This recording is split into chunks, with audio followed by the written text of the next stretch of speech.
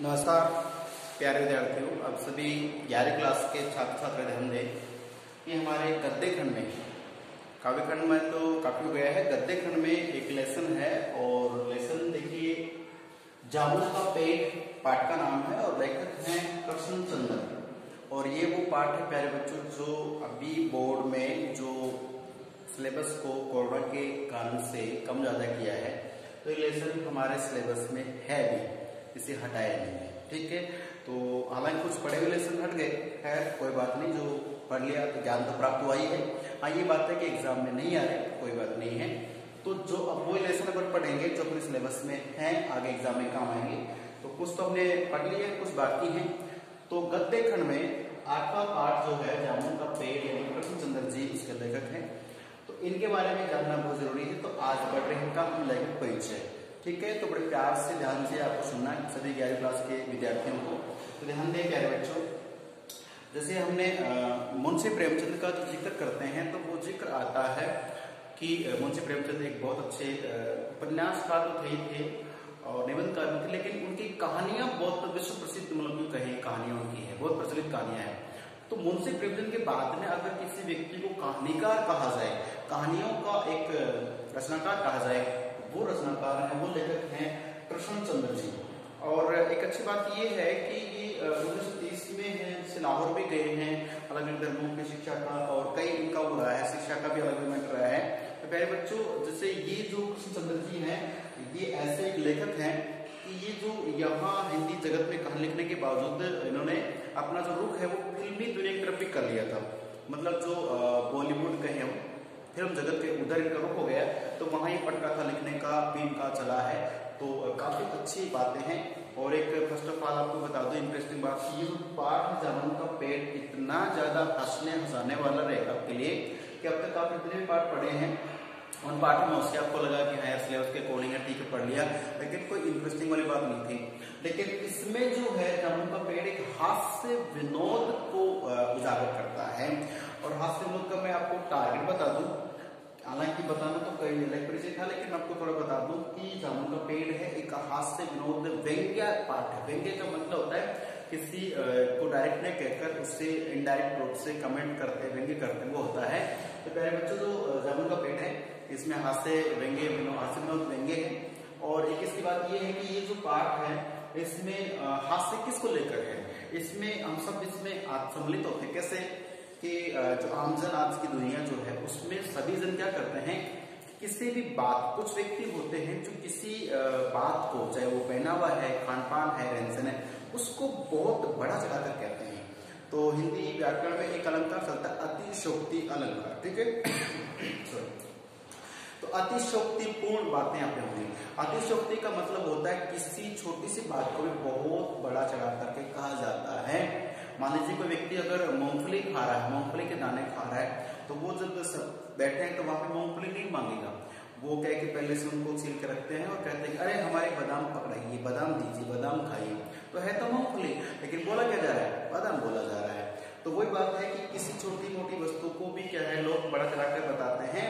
तो कुछ व्यक्ति जो दूसरे होते हैं, जो सुनते हैं, वो कहते हैं देखो मूंगफली को बादाम कर रहे हैं ना, हमें बेवकूफ बना रहे हैं। तो कुल मिलाकर इस पाठ में इतने ज्यादा इंटरेस्टिंग हास्य विनोद की बातें हम पढ़ेंगे। और कहने जवाब ये है कि ये व्यक्तियों की एक आवश्यकता हो गई है बढ़ चढ़कर बताने की, लेकिन सच्चाई जो होती है उसका अलग आनंद होता है। सच्चाई बयां करने के लिए हिम्मत चाहिए होती है, उसको कैसे जिया जाए, कई बातें हम पढ़ेंगे। लेकिन उससे पहले जानते हैं कृष्ण चंद्र जी के बारे में। तो एक अच्छी बात याद कर ले, एक प्रश्न है कि प्रगतिशील लेखक संघ जो एक धारा बनी थी, प्रगतिशील ऐसे लेखकों का ग्रुप बनाया था जो केवल समाज में जनता को ऐसे लेख, ऐसे संदेश से प्रस्तुत करते थे जिनको पढ़ करके जनता में वास्तव में चमत्कारिक शक्ति का निर्माण होता था।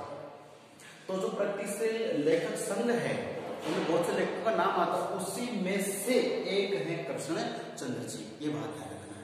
ठीक है, अब बात करते हैं कि कृष्ण चंद्र जी का जो लेखक परिचय। तो सबसे पहले का जो जन्म है 1914 में हुआ है। प्यारे बच्चों, डेट बहुत ही यूनिक और इंटरेस्टिंग। कैसे 1914 में विश्व युद्ध हुआ था, कौन सा, पहला वाला। तो प्रथम विश्व 1914 से लेकर 1918 तक चला ही, आपको याद होना चाहिए। तो प्यारे बच्चों 1914 में क्या हुआ, प्रथम विश्व हुआ। और उसी समय कृष्णचंद्र जी का जन्म 1914 कहाँ पर? वजीराबाद में। कहाँ पे? वजीराबाद में। वजीराबाद कहाँ पर है?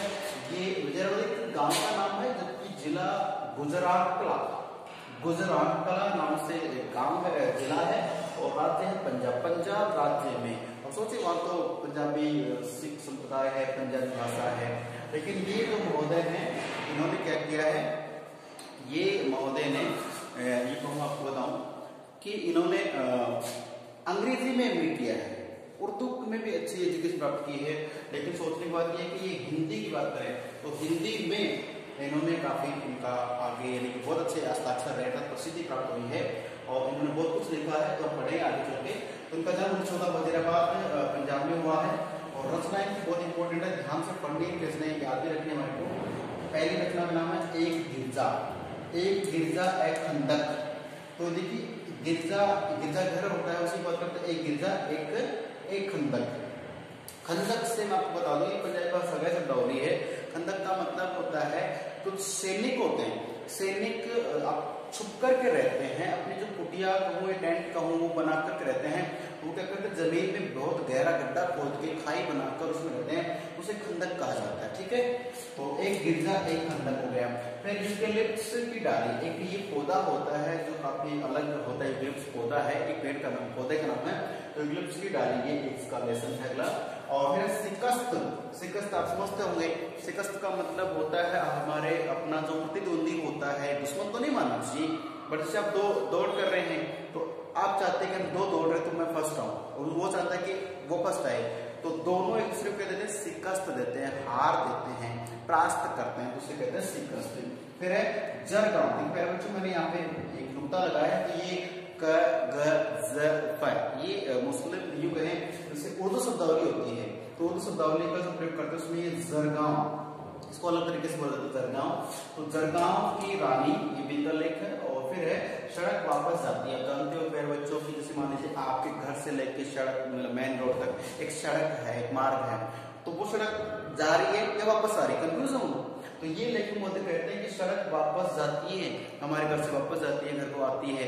अब ये सोचने का तरीका है, ये कहानियां पढ़ रहे हैं हम लोग, तो ये कहानी है कि सड़क वापस जाती है, वापस जाती है, आती है, तो वो तो अपने मंतव्य के हिसाब से होता है। उसके बाद देखिए आसमान रोशन है, आसमान की बात कर रहे हैं, तो आसमान को कहा गया कि आसमान रोशन है, हमेशा खुशहाल रहता है, शांत रहता है, अपने आप मस्त रहता है। तो ये देखो आप जानते हैं कि जहां तक पहुंचे रवि वह पहुंचे कवि। कवि लेखक जो होते हैं कल्पनाएं करते हैं और ये उस चीज को देख लेते हैं जो हम आमजन नहीं देख पाते हैं। तो हम बात करें कि आसमान रोशन है, ये एक कहानी जो किसने लिखी है, ये कहानी लिखी है हमारे, बात करें इन्होंने जो देखिए यहाँ तक का मैटर आ गया है, ये जो एक गिरजा एक खंडक और यूकेलिप्टस से डाली है, ये दो ही कहानी मानने चाहिए, ध्यान रखना हमारे को, बहुत अच्छी बात है कि पहली एक गिरजा एक खंडक और दूसरी यूकेलिप्टस, ये तो कहानियां हैं। उसके बाद ये है इनके उपन्यास शुरू हो गए हैं, ध्यान शिकस्त है, जरगांव की रानी है, सड़क वापस आती है, आसमान रोशन है, और ये सब उपन्यास चल रहे हैं। एक गधे की आत्मकथा, तो ये पाठ का नाम है एक गधे की आत्मकथा। तो अभी आप जानते हो गधा एक पशु के रूप में बात की जा रही है, उसकी आत्मकथा कैसे होती है वो लिखा गया है।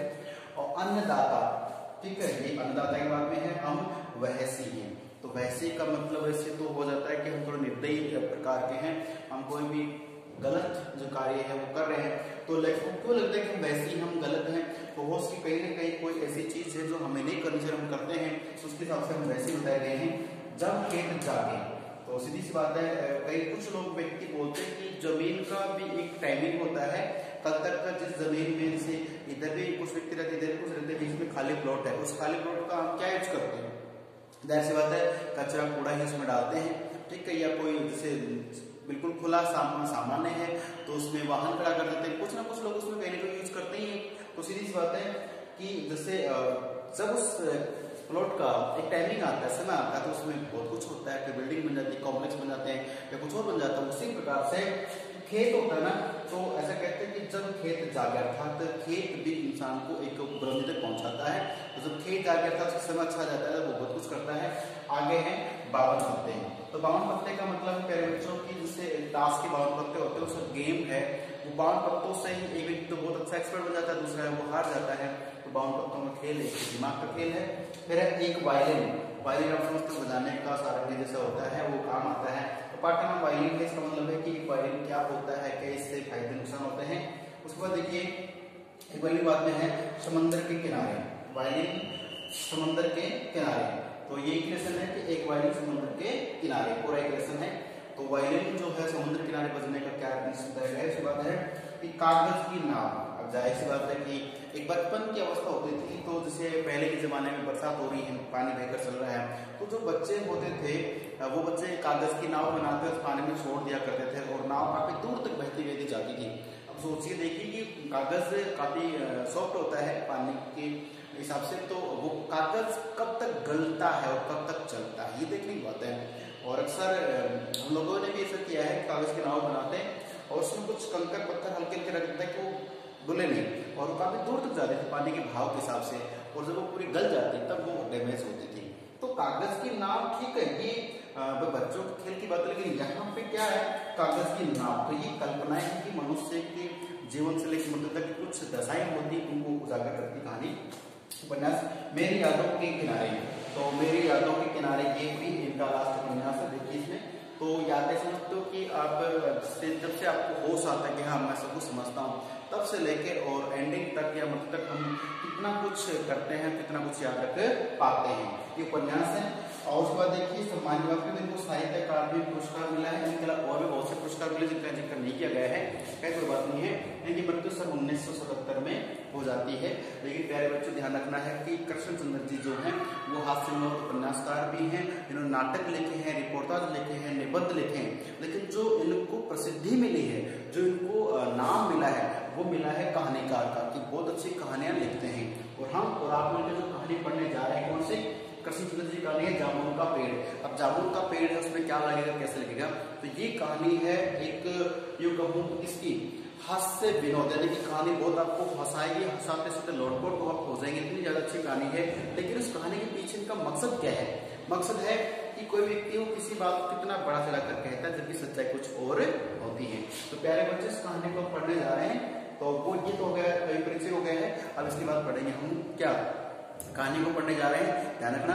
तो ये जो कहानी है ये मतलब इंपोर्टेंट और प्रगतिशील लेक्चर के रिलेटेड है, कार्य पढ़ने जा, ठीक है। तो मिलते हैं फिर अगले क्लास में, अगले वीडियो के साथ। तब तक के लिए नमस्कार, धन्यवाद। देखते रहें अपने इस मतलब पूरे को पढ़ें और सक्सेस